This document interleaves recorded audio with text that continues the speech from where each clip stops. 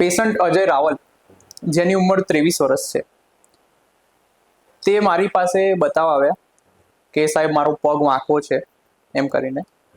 તો મેં એમને તપાસ્યા, જોયું. તેમનો જમણો પગ ઘૂંટણથી નીચે એ લગભગ 9 સેન્ટીમીટર નાનો હતો અને પગ બહારની સાઈડ અને રિવર્સ જતો હતો, તેમજ પંજો પણ અંદરની તરફ વાંકો હતો, કે જેને આપણે વાલ્ગસ રિકર્વેટમ ડિફોર્મિટી કહીએ છીએ ટીબિયા માટે, એટલે કે ઘૂંટણની નીચેના પગ માટે.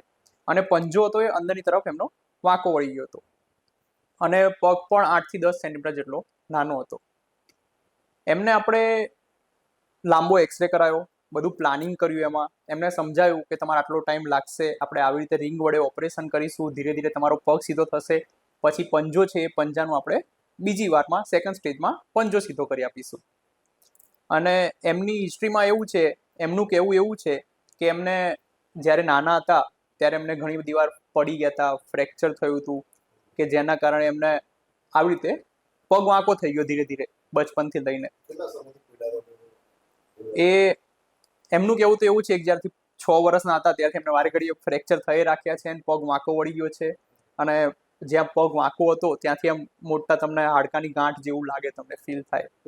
ભગવાન એટલે એના જીવનમાં નહીં, આખા કુટુંબ વાળાના બધા માટે, જીવન માટે હું તો કોઈ ભગવાન કહેવાય. કારણ કે આજે આપણો આ છોકરો છે, આ છોકરાને આ નવું જીવનદાન મળ્યું, એટલે નવું જીવનદાન આવ્યું એટલે આપણા માટે તો ભગવાન જ કહેવાય. લગભગ 4થા ધોરણમાં હતો ત્યારે એકવાર ફ્રેક્ચર થયું પગમાં. ત્યારે એટલે રમતા હતા ને, આટલી નાની પાડી હોય ને એથી પગ ખસી ગયો તો ફ્રેક્ચર થઈ. નીરવ સાહેબ જોડે જ હોય છે ઓપરેશનમાં, એટલે એના કારણે નીરવ સાહેબની મુલાકાત લીધી. પછી એમને સમજાવ્યું કે આ રીતનું ઓપરેશન આવશે, પગ કમ્પ્લીટ થઈ જશે. અમે એગ્રી થઈ ગયા ઓપરેશન માટે. ઘણી જગ્યાએ મેં બતાવ્યું હતું અમદાવાદમાં, પણ કોઈ ગેરંટી બસ ખાલી અમદાવાદનો અમદાવાદ એક. એટલે એમનું કહેવું એમ હતું કે ઓપરેશન તો નહીં થાય, બરોબર, ઓપરેશન થશે પણ ગેરંટી નહીં કોઈ. કે નીરજ સરનો મળ્યો. પછી નીરજ સર એટલે અમે એને હમણાં આવીને વાત કરી, અમે કીધું, હું એને પપ્પા એમની અત્યારે કોઈ જવાબદારી ના લે, કોઈ ડોક્ટર આ ને આપણે બધું વિચારવું અત્યારે, ભાઈ અત્યારે તું ચાલે છે, કાલ ઓપરેશન ના ચાલે તો પાછળ. એટલે આ બધું કરી લો. પછી અમે ડિસિઝન બધા ભેગા કે અમે એ જાતે જ એને ડિસિઝન લે કે અમે મારા પગ રિપેરિંગ કરાવડાવ છે. અને સૌથી વધારે હિંમત એને જ જેટાઈ ને અમે બધા કીધું કે અમે ના થાય, અમે તો એવું હિંમત હારી ગયેલા હતા. પણ નીરજ સાહેબ હું તો કોઈ વળી ભગવાન બનીને આવી ગયા, એનું જીવન સુધરી ગયું કમ્પ્લીટ. સાહેબે જે અમને કીધું અમે સાહેબને કહ્યું, સાહેબ જો આવું છે પાછળ, એટલે સાહેબે કીધું કે તમે ચિંતા ના કરો, જવાબદારી મારી, એને તમે લે, એના કરતા તમારા જો સાજો કરી નથી હું મોકલી. અને એ પણ જે સાહેબે કીધું પણ અમને લાગ્યું, વિશ્વાસ, આમ પૂરો વિશ્વાસ આવી ગયો.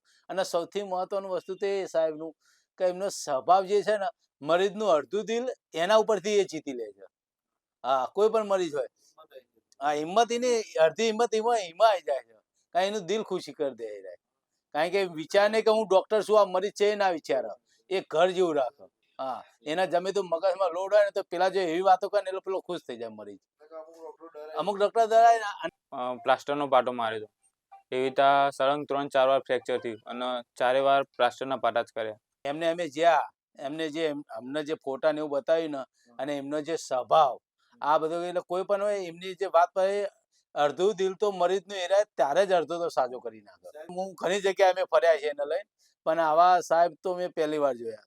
નીરવ સાહેબ તો આમ મસ્ત માણસ છે કે અમે જ્યારે જઈએ ને ત્યારે એમને સન્માનથી બોલાવો કે આવો, તરત ચા મંગાવો. અમે જ્યારે દવાખાને જઈએ ને, ચા ના પીધી, ચા પૂછે પહેલા કે તમે ચા પીધી, તો એ તરત ચા મંગાવો. આવો સાહેબ, તમારો ખૂબ ખૂબ આભાર, અજયને નવું જીવનદાન આપ્યું. સાહેબ તમારો ખૂબ ખૂબ આભાર, મારા દિયરને એક નવું જીવનદાન આપ્યું એટલા માટે. તો પછી આપણે રિંગ વડે ઓપરેશન કર્યું. તો જે 2 જગ્યાએથી વાંકો હતો એમનો પગ, ઘૂંટણના નીચેનામાં પણ, હાડકામાં પણ એ 2 જગ્યાએથી વાંકો હતો. તો એ ઉપર અને નીચે, ધારો કે આ પગ છે તો એને એક ઉપરના ભાગ અને નીચેના ભાગ, ત્યાંથી બંને જગ્યાએથી આપણે પગ ધીરે ધીરે સીધો પણ કર્યો અને બંને જગ્યાએથી લાંબો કર્યો. એટલે 5 સેન્ટીમીટર ઉપરથી લાંબો કર્યો ને 4 સેન્ટીમીટર જેવો નીચેથી લાંબો કર્યો પગ, અને ધીરે ધીરે સીધો પણ કર્યો. બરાબર. અને પછી જે એમનો પગ, જે પંજો નીચેની સાઈડ, અંદરની સાઈડ, જે એને આપણે વારસ અને ઇક્વાઇનસ ડિફોર્મિટી કહીએ છીએ, એના માટે પછી સેકન્ડ સ્ટેજમાં સ્નાયુ લાંબો કરી અને એ પણ રિંગ લગાવીને સીધો કર્યો. અત્યારે એકદમ કમ્પ્લીટ સીધો, બંને પગ લંબાઈ સરખી, અને કોઈ પણ જાતની અત્યારે ખોડ ખાપણ નથી એમના. સારું થવામાં ટોટલ એમને 5 થી 6 મહિના જેટલો ટાઈમ લાગ્યો.